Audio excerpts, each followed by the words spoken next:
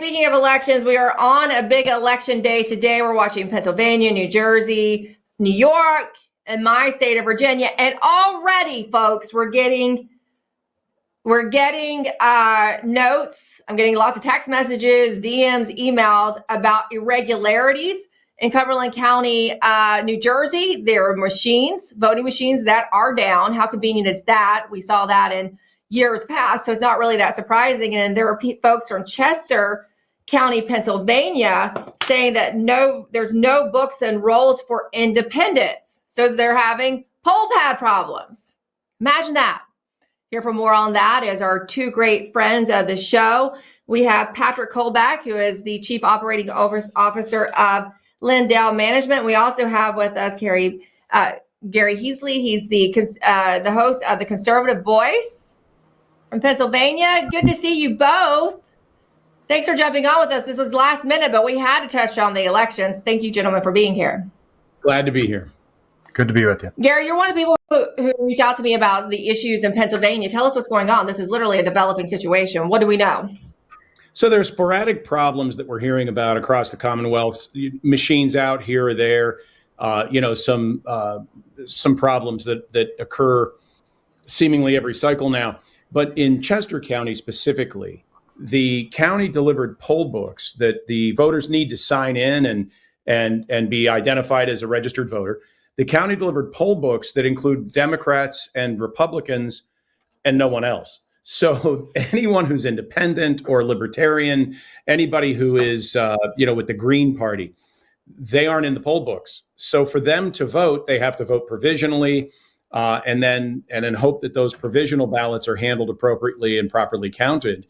And of course, we are hearing reports of some folks that are showing up and finding out that someone already delivered a mail-in ballot in their name. And if that happens and you vote provisionally, your provisional vote is thrown out and the mail-in ballot that went in gets counted. They always take priority. So, it's sort of normal election day chaos. And here's the thing. When you've got turnout at these levels, we're having good turnout for an off year, but it's still much lower than a normal year.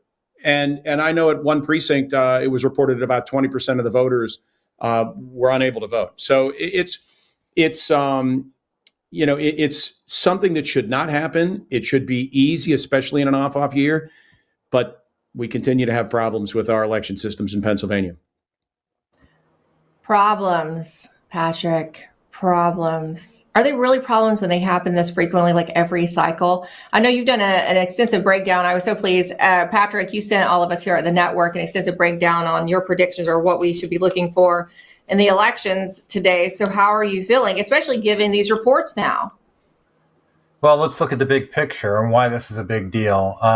First of all, President Trump is highlighting that mail-in voting is bad. And so he's trying to encourage people to vote on election day. So coincidentally, guess what's happening?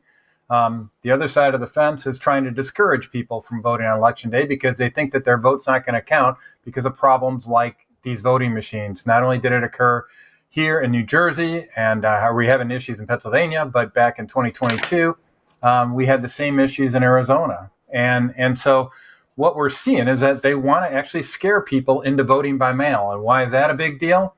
Well, all of a sudden you convert what is inherently a first-person transaction where you have some measure of control over whether or not your vote gets cast or not, which is what happens on Election Day. When you take your ballot and you insert it into the machine, you are actually taking out a lot of the variables that anybody who wants to steal an election could play with otherwise. What they want you to do is go to mail-in voting, where that is primarily a third-party transaction, where there are a lot of trust handoffs in that chain of custody for your vote to make sure that it gets counted and not thrown into a dumpster somewhere. So this is a big deal. They want control over the election outcomes. And so what they're trying to do is encourage you to do mail-in voting, which they have more control over that process than what you would have on Election Day. And that's what I think is really at stake here and why we're seeing all these Election Day issues.